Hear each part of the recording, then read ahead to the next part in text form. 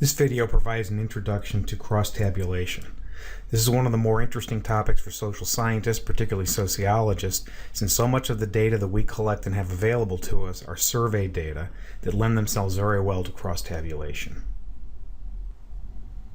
In short, crosstabulation is a tool for examining the relationship between two discrete variables. You can contrast this to other kinds of analyses we've learned about, for example, the difference of two means, where our two variables, our dependent variable was a continuous measure and our independent variable was a discrete measure that's dichotomous. Or analysis of variance, where we again had two variables. The dependent variable is a continuous variable and the independent variable is also a discrete variable but could have three or more categories. In this case, crosstabulation can be used whenever we have variables that are both measured as discrete variables, whether they're independent or dependent. The variables can be orderable or non-orderable, and there's a test of significance, which in this case is a test of the independence of the two different measurements. What we're trying to understand is whether there's a relationship between two variables, that is, whether knowledge of one gives us additional information about the other. That would allow us to change our understanding of the probability distribution of that second variable. To understand crosstabulation, we're going to start by looking at how crosstabulation tables are constructed. There's a very particular way of setting these things up, and it's useful if you can identify the independent compared to the dependent variable. Some textbooks do this a little bit differently, but we're going to follow what's a fairly standard convention. Let's look at the variable locations. On the table on the right, you can see that I've used the General Social Survey data along with the SDA to produce a crosstabulation table which shows us the intersection of two measures. The first measure is gender or sex, labeled male and female, and that marks the columns. The second variable is a variable called poll views, which asks people about their political ideology. I've recoded this variable, which has many categories, 7 different categories, to have only 3 categories so that it fits onto the screen a little bit better and makes this example a little bit easier to understand. You can look at the bottom of the slide if you want to see how I recoded this in SDA. When we talk about the variable location on the table, one typical way to lay out the table is to put your independent variable as the columns, in this case gender or sex, labeled male or female. And that would leave your dependent variable, poll views in this case, whether one's liberal, moderate, or conservative, as your dependent variable. There's 3 ways that we could percentage the numbers in this table, the raw frequencies, to make them more understandable. 2 of them really don't help us very much, and the third's the thing we want to do. For example, for each cell frequency, we have 314 liberal men. We could calculate the percentage of liberal men out of all the people in the sample. So that would be 314 divided by 2,691 times 100. Usually that's not very interesting for us. What we like to do is make a comparison across our independent variable. Most statistical work requires that we always make comparisons across the independent variable, in this case, sex. We want to compare the men to the women. So to do that, we're going to take the raw frequencies in each cell and calculate them as a percentage of the column totals. For example, of all the men, 314 of them, or 26.5%, are liberal. Of all the men, 1,187 men, 419 of them, or 35.3%, are moderates, and 454, or 38.2%, are conservative. Those 3 numbers add up to 100%, 26.5 plus 35.3 plus 38.2. We've calculated the percentage here on the column total. We do the same thing for the women. 458 divided by 1,504 times 100, 567 divided by 1,504 times 100, and so forth, so that we can directly compare across our independent variable, sex, the percentage of men and women in each category. We can see, for example, that among liberal respondents, women tend to outnumber the men by nearly 5 percentage points, 30.5 compared to 26.5. We can see when we look at the conservative row that the men tend to outnumber or are overrepresented compared to the women, 38.2% to approximately 31.8%. Now this table produced by SDA has another nice feature. The cells are color-coded. Here's the scheme that SDA uses. Cells that are colored red tend to be overrepresented in the sample. we see that there are more conservative men than liberal women. And the shade of red really determines how much greater than average that cell is. So we can see that conservative men is the deepest red, followed by liberal women, followed by moderate women. Blue, on the other hand, indicates that a cell has less than we would expect, fewer people than we would expect, assuming chance, or that are below average. We can see the cell that's the most below average are the female conservatives. So our biggest gap here, we can see easily, is between in the conservative row comparing men to women.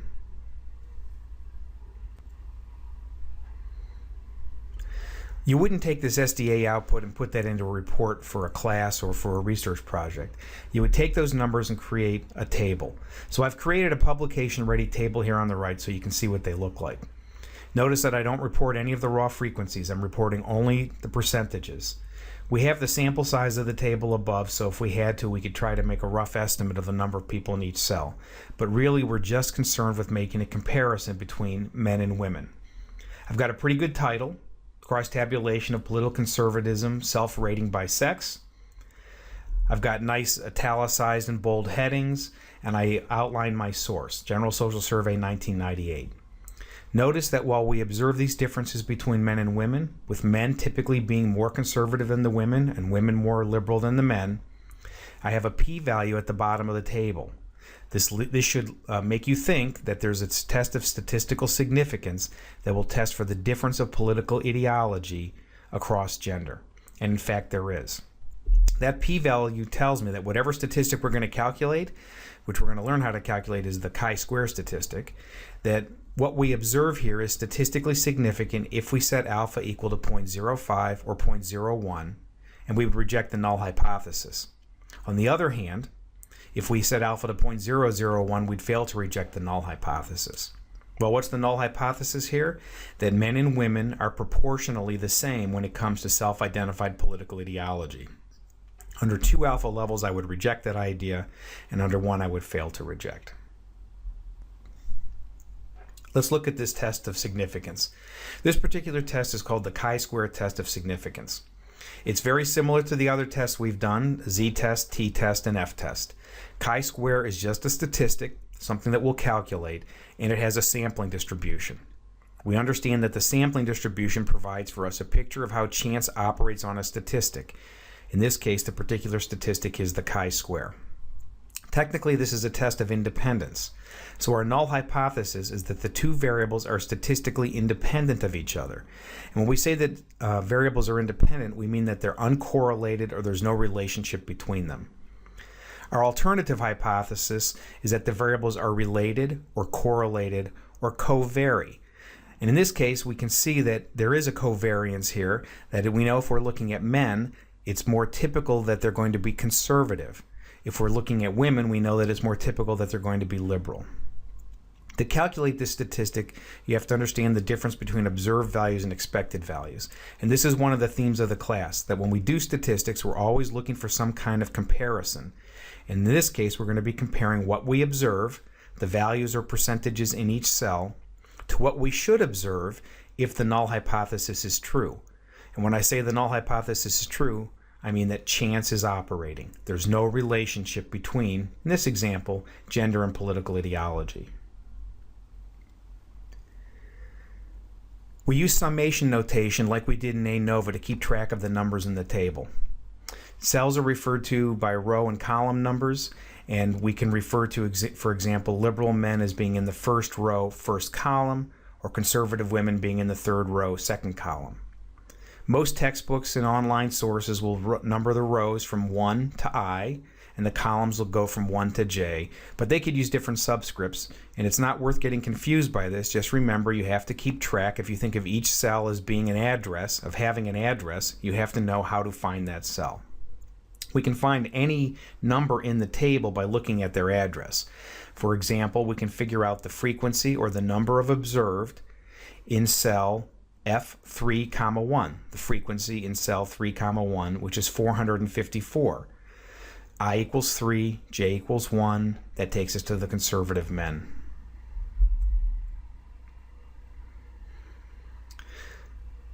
When we collect our data and we produce this kind of table, we have our observed values. we need a way to calculate the expected values. The expected value is given as f hat sub ij or e sub ij. Those are equivalent terms. I happen to like the f hat sub ij because it tells me I'm looking at a frequency. The hat tells me it's an expected value or it's a prediction of that value, and then it's indexed by I and j. But expected value, e sub ij, works as well. If you look at the table at the bottom, I've got the liberal, moderate, conservative men and women, and all you have to do to calculate the observed versus the expected values of each cell is to take each row marginal, the column marginal and the row marginal, multiply them together, and divide by the total sample size. So, for example, to calculate the expected value for liberal men, I would take period comma 1 and multiply it by 1 comma period and divide by n.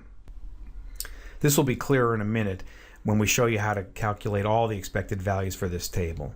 But first, I want to take a quick look at the formula. Once we have the expected values, how do we actually calculate the chi-square statistic? Here you see two formulas. They're identical. One uses the f hat notation and the other uses the E and O, expected and observed notation. But you can tell that they're identical. If you look at the statistic a little bit, you can tell that this is very similar to a t statistic or an f statistic. The numerator is just the difference between the frequency we expect to find if the null hypothesis is true, minus the frequency we actually observe, squared, divided by the frequency expected. Now, why is this similar to T and F? Well, the numerator is the difference between an average, what we expect to find if chance is operating, and what we observe. We know that if we take deviations around a mean and sum them up, they sum to 0. So again, we're going to square that particular difference and then add up all those differences. What we're really doing is we're comparing the observed and expected in each cell. We're determining whether the observed is below average or above average, that is below the expected value or above the expected value. And then we're squaring the differences so it doesn't sum to 0. Dividing through by f hat sub ij is just a way of standardizing this particular statistic so it has a little bit better quality, so we can use the chi-square table in the back of the book to look up a chi-square critical. So putting this all together, we have a null hypothesis that says that the independent and dependent variables are statistically independent. That is, the observed and expected values in each cell are close to each other. They're similar. Any differences we observe are probably due to sampling error. We have an alternative hypothesis that the independent variable and dependent variable are not statistically independent, that they co-vary, that the observed and expected values are not similar to each other.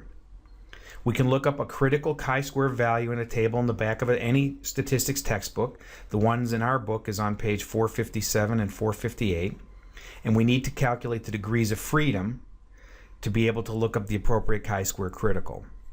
Degrees of freedom for chi-square problems are the number of rows minus 1 times the number of columns minus 1. Let's go ahead and look at one of the tables in the back of the book. This one's on page 457. If I set alpha equal to 0.05, and if I have 2 degrees of freedom, so this table I have is a 3 by 2 table. There's 3 levels of political ideology and 2 levels of gender. Then I have 2 degrees of freedom. You can see that at the intersection of 2 degrees of freedom and alpha 0.05 is the chi-square critical value of 5.99. So what this tells me is when I go ahead and calculate my chi-square statistic, if I get a value less than 5.99, I'm going to fail to reject the null hypothesis.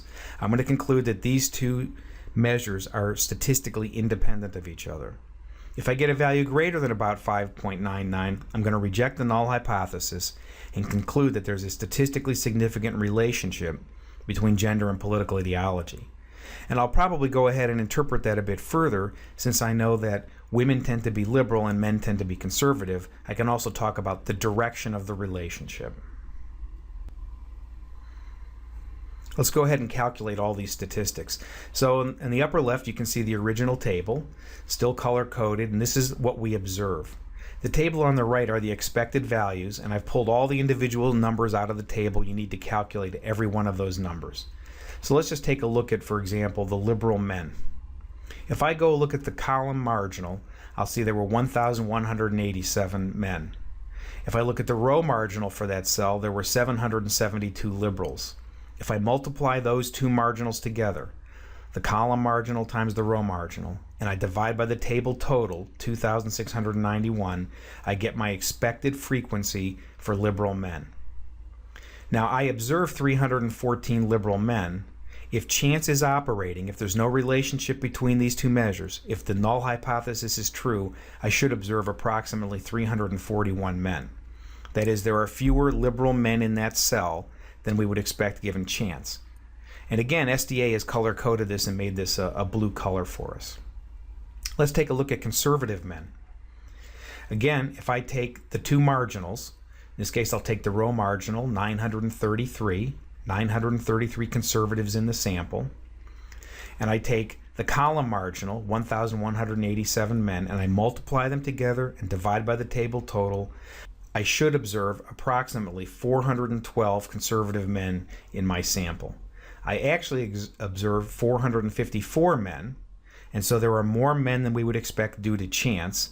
And again, SDA has color-coded this. In this case, it's red, and it's a deep red, meaning it's above average and pretty far from average. You go through that process for every cell in the table. So we have 6 observed values. We now have 6 expected values, and we need some way of putting them into a table or organizing them so we can easily calculate the differences in each cell, square them, sum them, and calculate our chi-square statistic. This table layout down below is pretty typical, and it's an intermediate step. It's not something you would put into a report or presentation, but it's a way of organizing your data so that you can calculate chi-square easily, and in that sense it's a little bit like the ANOVA table. What I've done is I've taken every cell and broken them out. I have 6 cells. I have liberal in male, moderate in male, conservative in male, liberal in female, and so forth. I've listed my expected values and then my observed values. The order doesn't matter because we're going to calculate the difference and square them, so when we square these numbers, they're all going to be positive. In that last column, I'm showing the difference of the two numbers squared divided by the expected frequency.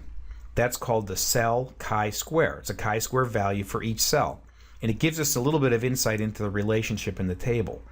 That is, numbers that are large indicate deviations from the null hypothesis. Numbers that are small indicate consistency with the null hypothesis. We don't really care about any individual cell, we care about all the cells, so we're going to add them up to get a total measure of how different the observed and the expecteds are from chance, from each other, and therefore from chance. In this case, I get a chi-square statistic of 12.58. Thinking back to the number we looked up in the table, we saw that with alpha 0.05 and 2 degrees of freedom, chi-square critical was about 5.99. Our value of 12.58 exceeds that, so we're going to reject the null hypothesis. And here's what we can conclude. First, while there are differences between men and women, we've concluded that the differences are not due to sampling error or chance, but they're due to a real difference in gender and how people of different genders identify their political ideology. That difference is statistically significant. 2, we know that men on average tend to be more conservative than women, and conversely that women tend to be more liberal than men. That's what I would call the direction of the relationship. The third thing is we can talk about the magnitude of the difference. When we talk about liberalism, we see that men tend to be about 5 percentage points less liberal than women. And when we talk about conservatism, we can see that men tend to be about 7 percentage points more conservative than women. So those 3 things are very typical in any kind of interpretation of a statistic. We can talk about statistical significance, we can talk about direction, and we can talk about magnitude. Statistical significance, what's the result of our hypothesis testing procedure? Direction, who's more conservative, men or women? Who's more liberal, men or women? And magnitude, how big is the difference? 5 percentage points, 7 percentage points, 10 percentage points. Chi-square test does have a few problems. Like a lot of statistics, if your sample's very large, you will almost always reject the null hypothesis. So when you're dealing with large data sets like the General Social Survey, don't be surprised if many relationships you look at are statistically significant. With large sample sizes, you really need to pay attention to whether they're substantively important. And by substantively important here, coupled with the statistical significance, how big is the difference? A 2 percentage point difference comparing men to women doesn't seem very large to me, even if it's statistically significant.